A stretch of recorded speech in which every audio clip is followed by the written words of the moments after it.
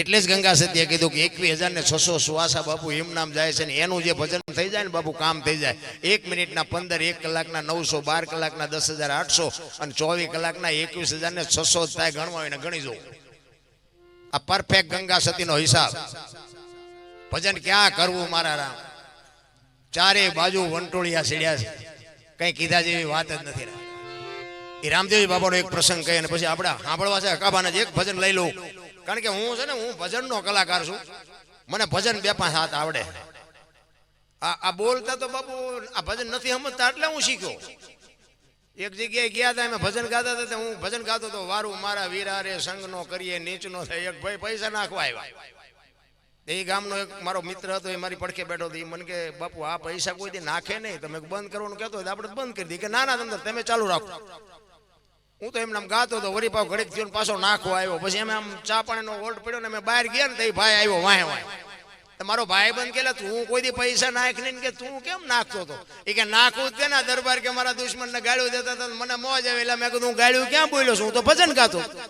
એ કે અરે બોલતા હતા ગાળ્યું દેતા. મેં કીધું ભાઈ ગાળ્યું હું નથી બોલ્યો. એ કે પણ બોલ્યા મને ખબર છે.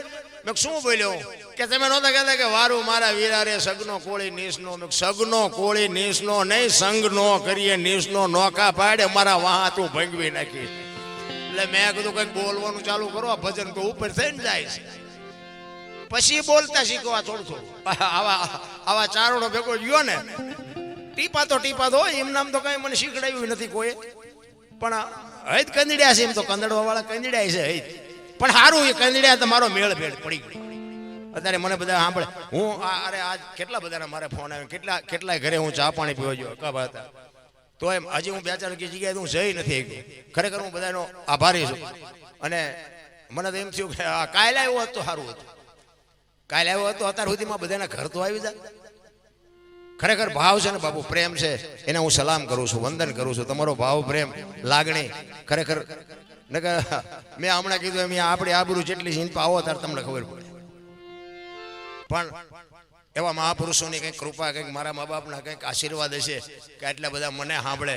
આવા અડીખમ કલાકારો, આવા સાજિંદાઓ આની ભેગું બે હવા મળે.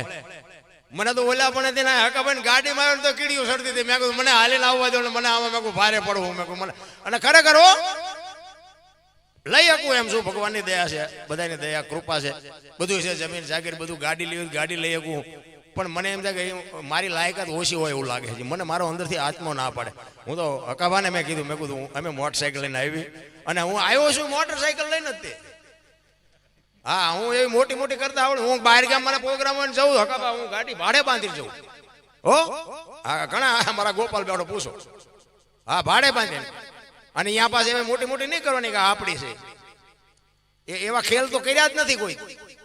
અમુક ની મને પછી ખબર પડે કે મારા દીકરા આમના તો સાયકલ નથી. મારા દીકરા 50 લાખની ગાડી હોય કે આપણી છે. પછી ખબર પડે મને મારા દીકરા આમ તો જો બારોબાર શેઠિયા થાય. એ આપણને આવડતું નથી. હું અત્યારે મોટરસાઇકલ લઈને આવ્યો અને 2004 નું મોડલ છે મોટરસાઇકલ. તમારે જોવું હોય એ પીડ્યું ભાઈ. એ મોટી મોટી કરવાની વાત જ નથી. મને તમે સાંભળો છે, જ મારી મોટી કમાણી છે, જ મારી ગાડીઓ છે, જ મારો મેલ છે, જ મારા બંગલા છે. બસ બાકી અને આ ન કરું તો મારું રડે નહીં એવું નથી હો પાછું. હા ભગવાનની દયાથી જમીન જાગીર, ગાયું ભેંસું, ઘોડા, મકાન, વાહન બધું છે. એવી કોઈ ચિંતા નથી. પણ આવા ભુવાજી જેવા આવા સંતોની બાપુ કૃપાથી ભગવાનની દયા. અને બીજી વાત એ કહી દઉં કે ખટારાનો ડ્રાઈવર બધા રાજ્ય રખડી આવ્યો છું. પણ કોઈ એમ કે દરબારે દારૂ પીધો તો પરમાટી ખાધી હતી 5 લાખની શરત મારીને આવજો. રામદેવજી બાપાની સાક્ષીએ કહું છું કોઈ દી બાપુ મારી જિંદગીમાં મેં મારો દેહ નથી અપડાયો. એમ જીવનનો સિદ્ધાંત જોઈ મારું કુળ કયું, મારું ખાનદાન કયું, મારા મા બાપ કોણ, આનો પાવર નો હોય મરી જવાય. બાકી બાપુ કેટલા ઘર બરબાદ થઈ ગયા ને. તમારે એવો વિશ્વાસ ન હોય તો હાલો મારી હારે હું તમને બતાવું કેટલા ઘર બરબાદ થઈ ગયા. વ્યસન પતન થઈ જાય. અત્યારે તમને બધાય મળી જાય, ખવડાવનારા ને પીનારા ને બધાય. અને જેથી કાંઈ નહીં રહે ને તેથી જો બાપુ કોઈ તમને હામાં મળે તમારો ગુલામ થઈ જાવ. અને પી પીને વિયાઈ ગયા, જમીનો વહી ગઈ, સાધન વિયાઈ ગયા.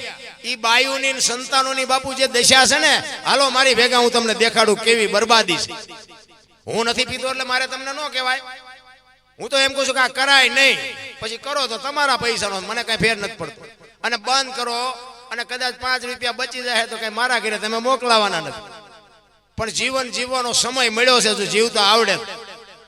અત્યારે કોઈ ફાટલા કપડા થીકડા વાળા પહેર્યા કોઈ શું ઘટે છે તમે મને કયો હવે અત્યારે 25 જોડી કપડા હોય તો અત્યારે ફાટલા પહેરવાની ફેશન નીકળી બોલો ઓલા જીન્સ ના મેં તો હમણાં જોયા ને આ માથા વ્યાજ એવડા એવડા ફાંકા એટલે પણ આવા આપણી માવડીઓ ડબલ થીકડા દઈ દઈને કે દેહ નો દેખાવો જોઈએ તો અત્યારે આ કરોડપતિ ના દીકરા બાપુ માછું માલપા કરી જાય એવડા એવડા ફાંકા અમારે ટાબરિયું છે ને મારા દીકરાનું દીકરું એને એવું પેન્ટ પહેર્યું મેં એક દી કીધું મેં બેટા તારા પપ્પા જાય ગયા તો કે સુરેન્દ્રનગર મેં આવે એટલે મને કહીએ મેં મારે એને વઢવું છે મને કે કેમ મેં કીધું બેટા સુરેન્દ્રનગર ભણવા જાસ ને આવા ફાટલા કપડા પહેરાવે પૈસા ન હોય તો હું આપું કે દાદા તમને ખબર નથી આવડું ટાબરિયું બાપુ મને કહે તમને ખબર નથી પડતી જો તો ખરા આધુનિક યુગ આવ્યો મેં કીધું કેમ મને કે આને દાદા ફેશન કહેવાય મેં કીધું બટા અમે આવા પહેરી પહેરીને મરી ગયા અમને ખબર નહોતી કે આવો સમય આવશે નકર એમ હાંસવીને રાખ્યા હોત તો એમ તારી ભેગા અત્યારે પહેરત નહીં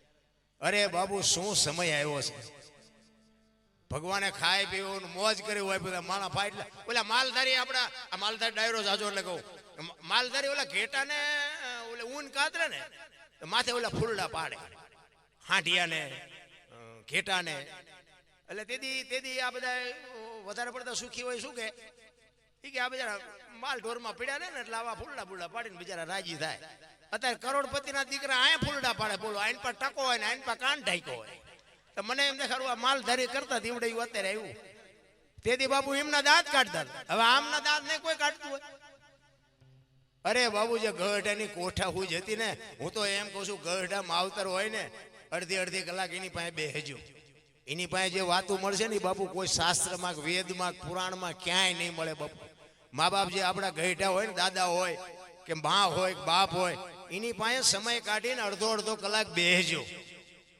ક્યાંય કોઈ તમને નહીં સાંભળવા મળે એ ગઢાની જે બાપુ કોઠા હુજ્યું છે ને એ જીવનમાં તમને કોઈક દી ઉપયોગ આવશે અને પંચર તો તેદી પડે જેદી સ્પેર વ્હીલ ન હોય તેદી જ પડે આવું કોઈક દી રાખ્યું હોય છે ને ગઢાનું તો આપણને કોઈક દી ઉપયોગ થાય ઈ રામદેવજી બાપા ની મેં હમણાં વાણીની વાત કરી કે હરભુજીને હયે રખપાર ઘોડલા ચરણતા દીઠા રામા પીરના ઈ રામદેવજી બાપાને જાદી જવાનો સમય થયો ને એક જ ભજન મારે લેવું છે કારણ કે મારે સમય જાજો નથી મને પહેલા બેહારવાનો જ નહોતો પણ હકાબા મને ન માન્યા હાથ જોડ્યા તો એનો એ રામદેવજી બાપાનો જવાનો સમય થયો ને એટલે એમને એમના કુટુંબને ભેળું કરીને કીધું કે ભાઈ મારો સમય થઈ ગયો મારી તૈયારી કરો પણ એક મારે તમને વાત કરવાની છે કે મારી સમાધિ લેવાઈ ગયા પછી દુનિયા ગમે કે બ્રહ્મા વિષ્ણુ મહેશ આવે અને કોઈ એમ કે રામદેવજી મળ્યા હતા તો તમારે કોઈ દી શંકા નહીં કરવાની સમાધિને ખોલવાની વાત નહીં કરવાની કારણ કે એમને ખબર હતી કે હરભુજીને મેં વચન આપ્યું છે અને મારે એમને મળવું પડશે કારણ કે જો આ વચન તો બાપુ આપણે અત્યારે બધા વાતો કરે છે વચનની આપણને કોઈને